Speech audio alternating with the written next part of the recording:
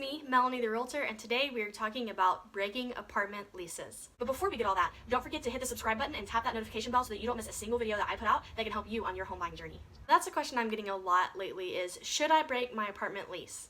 And the answer is, there's not a straight answer. Well, let's talk about the negatives first. You will probably have to pay 1 to 2 months or more, possibly lose your security deposit if you want to break your lease.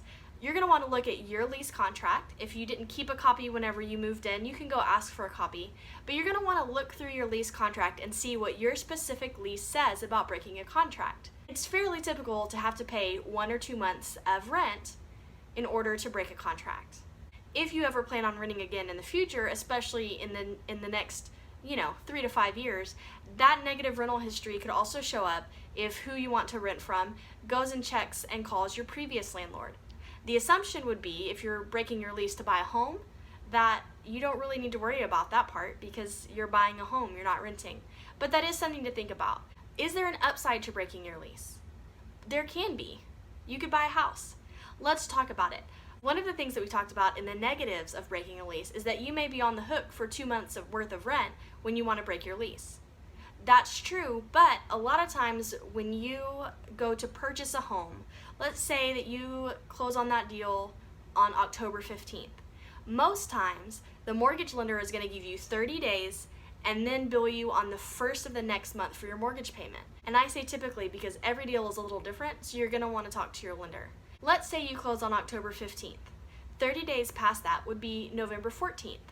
So then the first of the month after that is December 1st. So you could live in your new home for a month and a half before you even owe for your mortgage payment.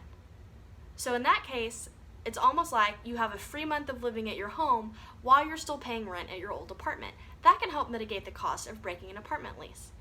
Another bonus of breaking your apartment lease is that you can take advantage of the low interest rates that are happening right now. So even if you have to pay 1 or 2 months right now to break your lease, low interest rates are going to save you thousands and thousands of dollars over the life of your loan. And I don't know about you, but I could probably use an extra thousands and thousands of dollars over the life of my loan over the next 30 years. These are the kind of things that you want to think about when you're thinking about breaking a lease. So on the negative side, you may be on the hook for a couple of months' rent, or you may lose your security deposit. On the positive side, you may be able to buy a home faster and take advantage of low interest rates. Another common question that I get asked when people are considering breaking their lease is, will it affect my credit? And the answer is, it depends.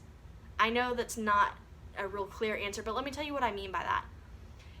If you do it the right way, if you're open and honest with your landlord, or your apartment complex, property manager, whoever you typically deal with these kinds of things, they're going to let you know, and your lease is going to let you know, how much you need to pay in order to break your lease. If you pay that, you do not owe them anything, and they don't have anything to report you for to the credit bureaus. On the flip side, if they say, yeah, it's 2 months worth of rent to break a lease, and you run off without paying it, they can report that as debt to the credit bureaus. You may be sued in small claims court. So really here, the question of will it affect my credit score all has to do with how you handle the situation. Remember, your credit score is how good you are at paying people back the money you owe them. So if you pay the apartment complex the money that you owe them for breaking your lease, your credit score will be fine. If you don't pay the apartment complex the money that you owe them for breaking the lease, then you're not very good at paying people the money that you owe, and in that case, it can be reported to the credit bureaus, and it can be a negative mark on your credit. So just think about all of this. Remember, I'm not a financial advisor and I'm certainly not a lawyer, but I hope this gives you a few things to think about when you're considering breaking a lease and buying a home. For several of my clients lately, they've decided that it's worth it, but some people decide that it's not, and that's completely okay, and that's completely up to you. But if you have any more questions, make sure you go down and you hit the button or the link that says have Melanie call me. Schedule a call at your convenience, and I'm happy to give you a call so we can talk about your specific situation. And don't forget to check out the other videos I have to offer too that talk about the market in Houston and how to buy a house. Thanks for joining me. I'm Melanie the Realtor, and I'll see you next time.